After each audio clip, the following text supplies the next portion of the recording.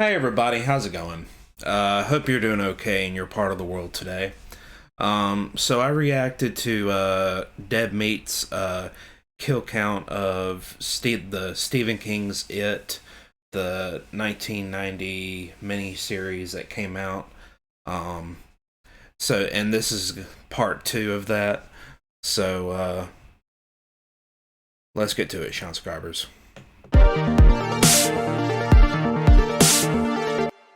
Welcome to the Kill Count, where we tally up the victims in all our favorite horror movies. I'm James A. Janice, and today we're continuing our look at the miniseries version of Stephen King's It. The series was aired in two parts on ABC in 1990, and similarly, I had to make my Kill Count coverage a two-parter because there's just too much damn story to tell. If you need to watch part one, where 5 people have died so far, click the bubble in the upper right corner of this video to check it out. Otherwise, let's jump straight back into the kills. Part 2 begins with Bill and his whack-ass ponytail arriving back home in Derry, Maine. He visits his little brother's tombstone, but gets his morning session interrupted by Pennywise digging some graves. There are 7 of them, but one of them's filled. It's with Stan. Bill tells Pennywise he's not afraid of him, not very convincingly I might add, then heads to the library where he and Mike reunite with a solid-looking manhug. Bill admits that he doesn't really remember anything, and if you hadn't noticed, none of them really do except for Mike, probably because he never left Derry. Mike says he has something that'll help jog Bill's memory, and it's his old bike Silver. They fix it up and then have a grown-ass men riding a bicycle montage, complete with such hits as the teeter-totter up and down and the bullfighter special. It's a sweet montage, I guess, but I'm more than happy when it ends on a creepy note after they spill cards on the ground and see Pennywise on the back of them. Next to arrive back in Derry is Richie, who's outraged by the closing of the Paramount Theater and even more outraged at the latest film they're playing. Oh, never heard of that one. What's it got on Rotten Tomatoes? He gets to the library, but since Bill and Mike are out doing their Butch and Sundance montage, he has to sit there and wait for him. Pennywise waits with him, offering him a balloon for his troubles. But Pennywise, what if one balloon's not enough? Haha, that's better. I could do without the blood stuff though. Richie gets blood all over his face, looking like the world's messiest vampire, while Pennywise sits on the balcony and cracks jokes. Do you have Prince Albert in a can? You do? Well, you better let the poor guy out.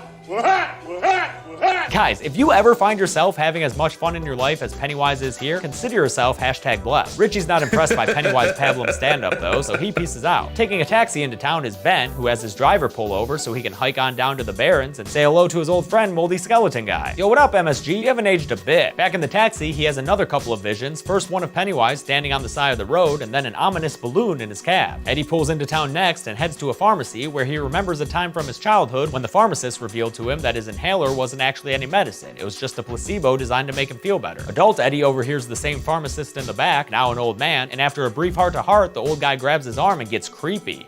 Get out of Derry while you still can. Old Eddie gets out of there. The last loser to arrive in Derry, since, Stan's dead, is Beverly, who's paying a visit to her old house. She finds out her dad died 5 years ago, but the old lady living there now welcomes her inside for some tea and memories. Things start getting weird fast. The old lady chugs her tea noisily, her teeth all of a sudden look like she's been a lifetime tobacco chewer, and oh yeah, Bev's tea is actually a cup of blood. Bev's on a strict no-blood diet though, and while the old woman is cleaning up the broken teacup, she turns into the freakiest looking corpse thing in this entire movie, then starts talking like Bev's dad. I worry about you, Bevy. I worry a lot. Bev flees, and when she's safely outside the house, she looks back to see Pennywise doing his thing. Then she looks again and sees that the house is actually boarded up and abandoned. A lone balloon closes out Bev's little segment here. Then we unexpectedly jump back to England, where Bill's wife is chatting with a guy involved in that movie he was working on. The suit tells Audra not to mess up her career by ditching the production, but she's so concerned about Bill that she ignores his advice and gets a ticket on the next main-bound plane. It's finally time to get everyone back together, and what better place than a Chinese restaurant? Eddie and Ben are the first to arrive, and while they're hugging it out, Bill and Mike walk in, no doubt exhausted from their day of riding bike together. Richie loses his nerve when he sees them at first, but after a pep talk to himself in the bathroom mirror, he returns to them with his shtick dialed up to 11. All right, who got bald and who got wrinkled and how many got chillin' got wings? Beep, beep, Richie. Finally, Bev walks in and the guys are all stunned because Annette O'Toole is a very pretty lady. She greets them all with hugs and kisses, an especially sultry kiss for Bill. Damn, Bill, you got a wife, dude. Then they toast to the Losers Club and have, what the hell, another montage? Yeah, this one's even longer than the bike thing, and it's just them feasting out and dicking around. Man, I hate adult Richie. They start catching up each other and the audience as the camera swings around them over and over and over and over and over and over again. that. Anyone else feel nauseous? They mention how Henry Bowers took the blame for all the missing and murdered kids back in 1960, but nobody would believe all his clown talk. Now Henry's hanging out in a psych ward down the way, a sad old man just trying to get some sleep, but he can't because the goddamn moon keeps talking to him and won't shut the hell up. Moon Pennywise tells Henry he's got work to do, that he needs to go back to Derry and finish killing all the losers there. Henry's all like, yeah, Mr. Moon Clown, sounds good to me. That's my Henry voice, I guess. The losers are finishing up their dinner with a round of fortune cookies, and their fortunes end up being way worse than vague platitudes on thin strips of paper. Instead, it's stuff like blood and cockroaches and freaking eyeballs and this little crab thing that looks like a Happy Meal toy. Oh, and a dead baby bird, but that might just be an order of Baloo. The crew takes refuge in Mike's library, where Richie just goes on and on and on. Holy shit, if I die and go to hell, it'll be in the audience of a never-ending 80s stand-up comic show. It's great to be back in Derry, breathing in that old Derry air. Beep, beep, Richie.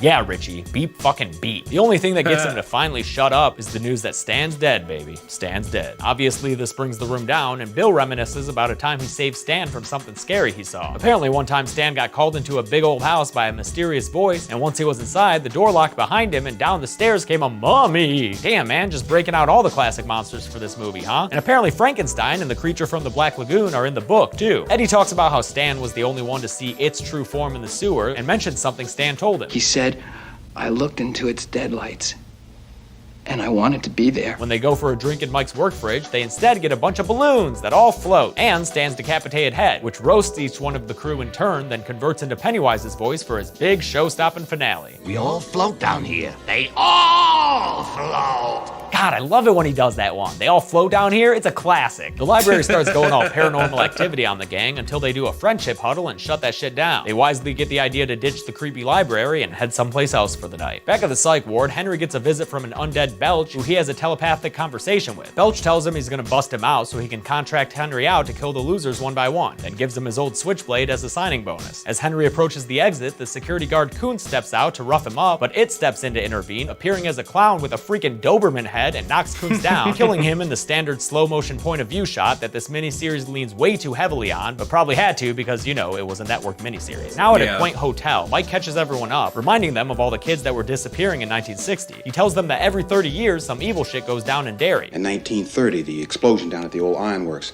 In 1900, the massacre at Drake's Creek. They remember grown-ups who refused to acknowledge the evil in their town, like a teacher and the old guy across the street from Bev who ignored her when she was getting harassed by Henry Bowers. Mike reflects how they have to stay together to be strong and about how they're all special for some reason. 6 of you left Derry and became unusually successful. While Mike's circle jerking everyone's egos, Audra pulls into town at an old gas station and the attendant turns into Pennywise. Don't you want your balloon first, Miss Denborough? Then Pennywise gets real sexy creepy with her. Don't you want it? Don't you want it?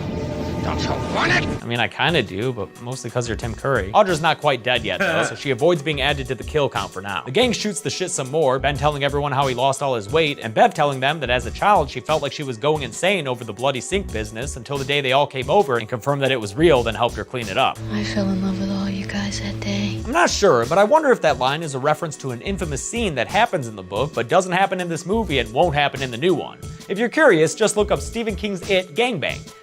Or, you know, maybe don't. Despite Mike's earlier warning to not split up, some of the guys do briefly separate when they go upstairs to grab clothes and stuff. And during this separation, they get hit by evil shit because that's what happens in Stephen King stories. For instance, Bev comes into Ben's room and recites his old poem about her, revealing that she eventually figured out it was him who wrote it, not Bill. They start making out, but when he sneaks a peek in the mirror to get a look at dad ass, it's these unflattering clown pants he sees in the reflection. Yep, dude, you were just swapping spit with Pennywise.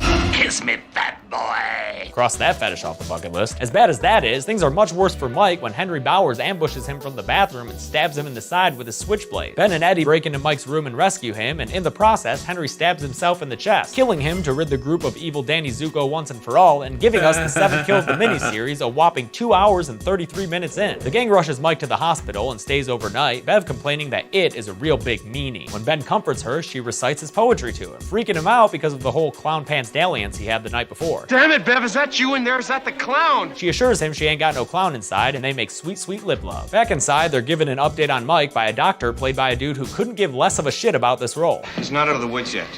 I guess one of you could go in for just a minute. Mike gives Bill the silver earrings and tells him that he went back into the sewer by himself 10 years ago when he was feeling down in the dumps and willing to let it kill him for all he cared. Instead, he found those earrings and knew they'd come back in handy one day. The gang covers up Henry's body at the hotel and prepare to get the hell out of Dodge. But on his way out the door, Richie overhears the television talking about about the latest victim found in Derry, a 5-year-old little girl. Do I add her to the count or not? I'm gonna go with no because it's a news report. Sorry, no inflated statistics for you. The gang is all ready to hightail it back to their respective homes, but Bill gives a moving speech that harkens back to when they were kids. This time I'm gonna kill it.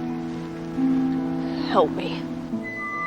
Help me. Another friendship huddle affirms the others will stay as well. Get in, losers, we're going it hunting. The party gears up once more with Bev's slingshot and Bill's magic silver earrings, but Richie's a bit of a sourpuss and complains about the whole thing. Not enough to run off though. Nope, the 5 of them head back through the barrens one last time and into the sewer station. They find a purse that Bill recognizes as belonging to Audra, which sends him running down the sewer tunnels by himself like a stupid dumb idiot. But turns out that was just for a dramatic commercial segment, and as soon as the movie returns, the gang gets back together and continues on as a team. Ad breaks, am I right? They finally get to the hub of the sewer again, the same place they faced off against Pennywise last time, and sure enough, shit starts going down again. First they see a paper boat sail on down to where they're standing, and then they're greeted with the greenish sight of zombie Georgie, who's still kind of a cute kid despite all the festering on his face. Bill wills Ghost Georgie away by denying him any power, and then an image of Pennywise appears like it's being projected onto the wall by a substitute teacher who, you know what, just doesn't really feel like teaching that day. Although Richie complains that there's no way they can fight evil incarnate like it, Bill knows what's up. It wakes up every 30 years and it feeds. And in order to feed, it has to take on some kind of physical form. So that's pretty much the TLDR of what it is, in case anyone asks. They set the boat afloating and follow it deeper and deeper into the sewer system, all the way to this bone door straight out of a grim fairy tale. Before they go in, Eddie tells them he's a virgin because he's never loved anyone but them, and also because in the movie they didn't get around to the whole gangbang thing. This scene does, however, add to my suspicion that he's a gay-coded character. They finally open the door into the ultimate set piece, a big old cave with spider webs everywhere that hold lots of dead bodies and one Bill's wife. Before he can go get her, it comes out as a giant spider. Yep, it's a big ass spider. Surprise? I mean, he's not technically a spider. It looks like he's only got 6 legs, but he's pretty much a spider. It could definitely look better, but what are you gonna do, guys? They have a miniseries budget, and the book has them going through space-time and shit. Bev shoots Spider It with her silver pieces, but she misses the first one, and the other just bounces off his exoskeleton. It Spider rears up and is all, "Get in my belly!" His dead lights blinding Bill. The lights also blind Ben and Richie when they go to try and help him. Bev runs off to fetch her arrows, and Eddie remembers his battery acid moment from childhood, so he tries it once more. This is battery acid. Now you disappear. Except it doesn't work this time, and It Spider picks him up with his spider hand claws and squeezes him. Bev manages to find an earring and aims it straight for the deadlights. She lets it go, and it's a direct hit, giving us this weird keyed-in fireworks show in It Spider's belly. It Spider drops Eddie and runs away, but it looks like the damage is done. The rest of the gang holds Eddie in their arms as he dies, our 8th victim in this movie almost 3 hours in. Bet none of you expected this to have more kills than Scream, did ya? Eddie's death rallies the remaining losers, who aren't gonna let it escape again. That thing comes back when I'm 70. Let's finish it. Once and for all. They find it limping away, injured and weak, so they go and push it over and then kick and punch the crap out of it. Through their teamwork and Bill's crazy determination face, they're able to kill it. And yeah, kicking and punching's a little lame, but they also tear its heart out like they're Jim Carrey in that fantasy sequence during Dumb and Dumber, so you know what, I'm not gonna shit on it too much. With it dead for good, its evil spell is lifted, and Bill catches Audra as she descends from the ceiling in her little cocoon. She's catatonic though, not the best news for Billy Boy, so it's a bittersweet moment when they're standing outside the sewer with her and Eddie's body. Womp womp. Narration from Mike lets us know that he wrote everything down so he wouldn't forget anything, and that he thinks it's time for him to finally move on from Derry. He sums up what became of everyone else. Richie got to star in a movie that looks like it would go straight to video and still lose a ton of money. Bev and Ben got married and pregnant in a matter of weeks after the incident, and Bill and Audra are just now leaving Derry, even though Audra is still all messed up. Before he gets in the taxi though, Bill sees his old bike Silver, which sparks one last idea to give us a happy ending. He takes Audra on a very dangerous joyride through the streets of Derry, and the magic of his love and his noble steed are enough to snap her out of her trance. She comes to during what must be the most terrifying bike ride of her life, and the two embrace in the middle of an intersection as the camera pans out and the credits start with one last laugh from Pennywise. Do I look older? I feel older because I just summed up a 3-hour movie for you guys. At least it was a good one, with a decent amount of kills too. How many? Let's find out and get to the numbers.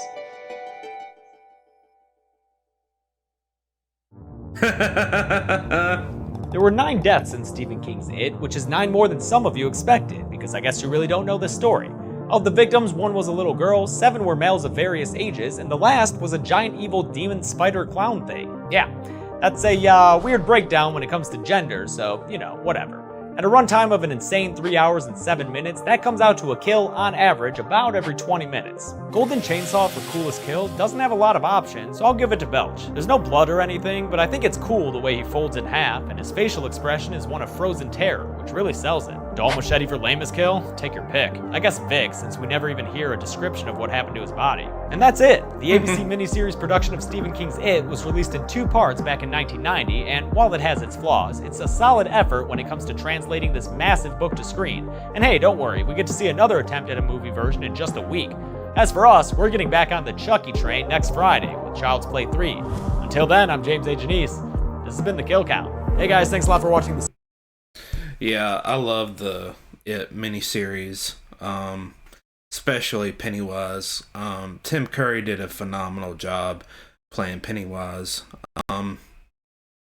If you have a favorite Pennywise moment in the It miniseries, comment below who it was if you don't mind by sharing. And if also, who is your favorite Losers Club member? Comment that below if you don't mind by sharing. Well, guys, thank you guys so much for watching. Thank you so much for loving and supporting this channel, and I encourage you to do so even more. I'm going to close this off here, but do please subscribe at the bottom for more content. Don't forget to like and share this video. Also, hit that bell below to keep up to date with my video releases and posts. Also, comment below on a video you think I should react to next. And as always, guys, take care and God bless everybody.